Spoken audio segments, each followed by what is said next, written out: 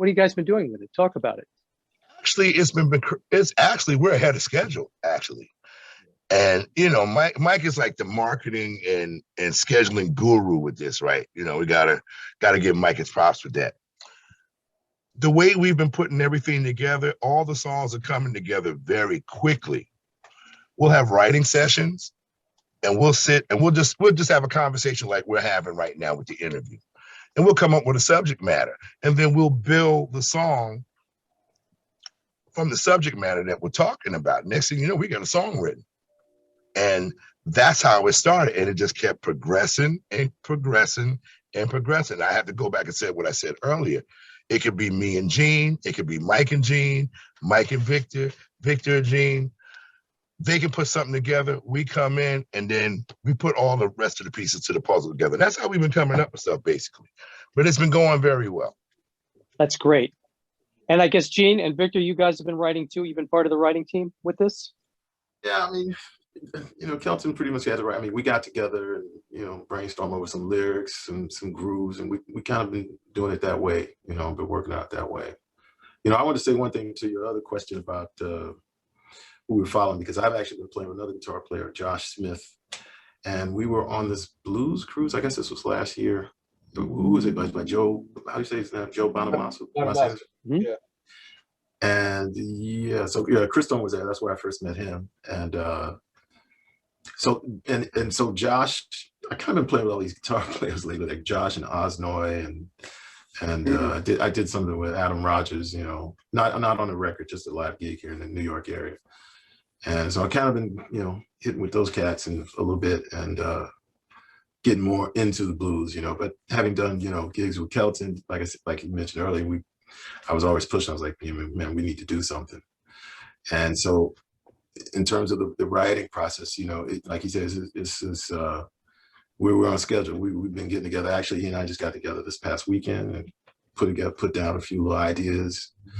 And Vic, we getting ready to bring you in, bro. We're gonna bring you in on a couple of things. So it's moving. Things are moving. I guess so. You guys have been putting together tracks remotely. You've been getting together.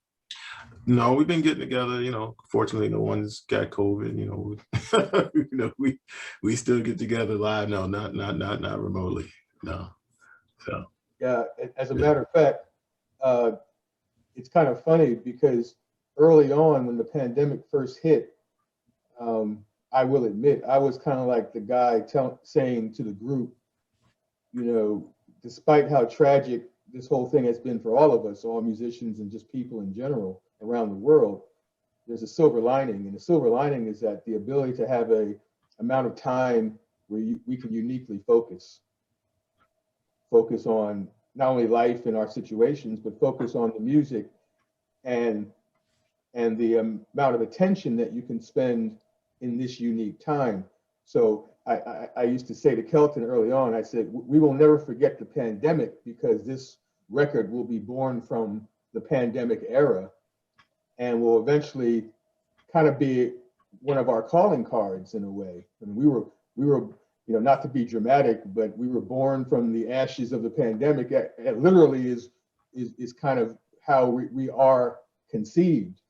We're taking some of this stress and drama and deep feelings and to put it frankly, like grown as man opinions that we deserve to tell our stories X amount of years later regarding the condition of the world, the condition of our country, the condition of 4 African American dudes in the New York area during the pandemic, and our unique truths and challenges during this particular time. So yes, it's a heavy time for all of us, but it also, hopefully looking back, will be a memorable time. Like, it couldn't have happened this way unless we did it the way we did it. And I'm really excited about some of the themes that we're exploring. As a matter of fact, I won't give too much away, but Kelton and I kind of do this for fun when we hang out.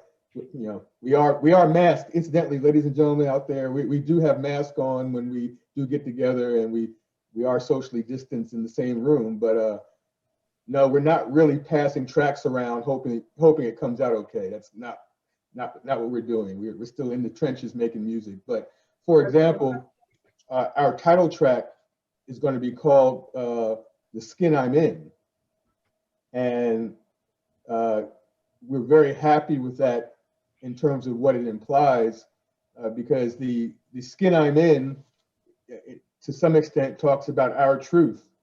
And this is the way we appear. This is the way we appear to the world. This is the way we appear to us as we look at ourselves, right? And so in our Wow. lyrics, in our lyrics, you have all of these different themes. I'll give you a little teaser. In our title track, "The Skin I'm In," when you get to the sub chorus, there's a part of it that says, "She don't like the way I talk. He don't like the way I walk. They don't like the way I think. Now you push me to my brink." So to me, Oh, wow. It's powerful. yeah, and the rest of the song kind of goes along that line, but the idea, Oh, I can't wait to hear this. yeah, Oh, my yeah, gosh. it's not like we're reaching real far. I mean, this is stuff that we literally go through every single day. Every day, yes. Oh my gosh, I can't wait to. Oh my God, wow. And you know what's so crazy about it? If I could interject something, it's universal, man. Yep. It's universal. We're all going through this right now. It's not. We have pretty much got together, and we have put all our stories together. And anyone who hears this will be able to relate to what we're talking about. Doesn't matter what race, creed, color. It applies to everybody. Everybody has a little bit of blues. I don't care who you are. Yep. Everybody has the blues. It's universal. Yes, it is. And right now, everything is universal blues-wise right now, because it's like everybody's going through. So when folks hear the project that we put together, you will be able to identify with it. And right away, as soon as you hear it and hear some of the subject matters that we're talking about, you identify with it just like that. And that's the point that we're trying to make.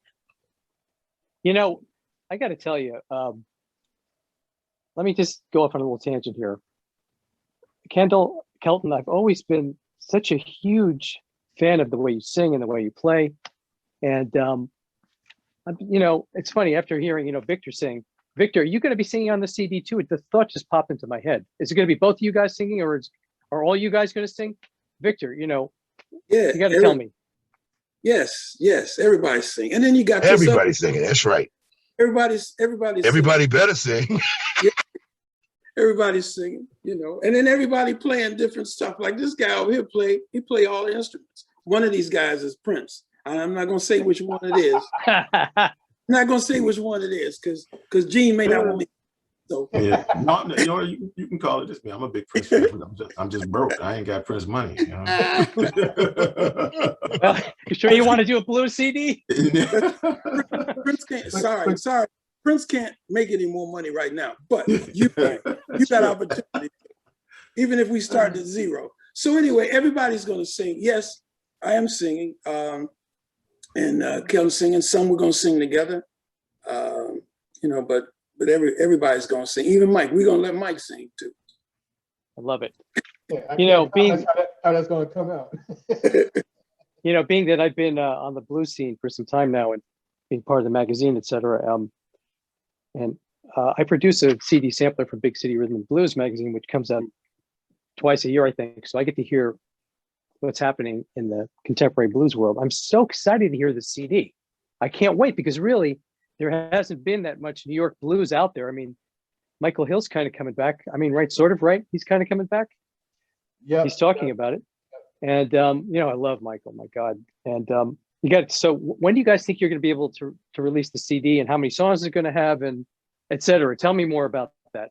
So one of the things that was decided early, which I'm still a really big fan of, because we're all paying attention to the world. Let's keep that in mind. I mean, yeah, we love and miss our dear music business as much as anybody, but we also are grown men with families and concerns, and we're watching the world, and the world is watching us. So we deliberately decided that 2022 would be our release year. And we knew that in 20.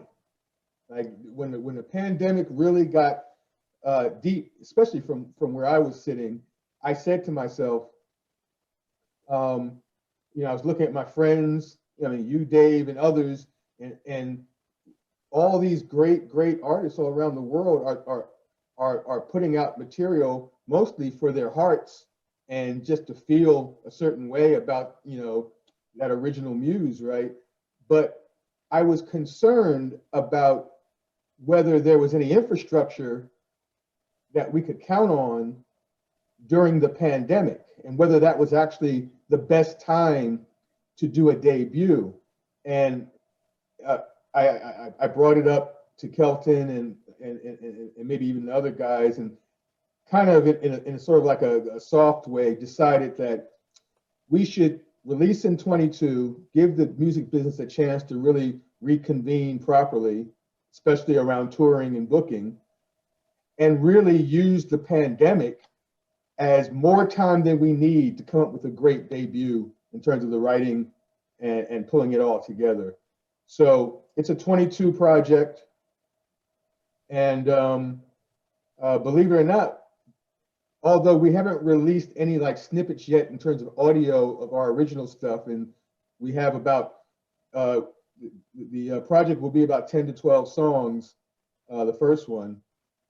But what's really amazing is the love we're getting just from our videos, even some love over in the UK, and sort of by accident, we've got people kind of waiting for this release just through supporting us in social media and watching our videos. So that's been great. That's been great. Great. I forgot to ask you about that because yeah, the videos look great. And you know, when we're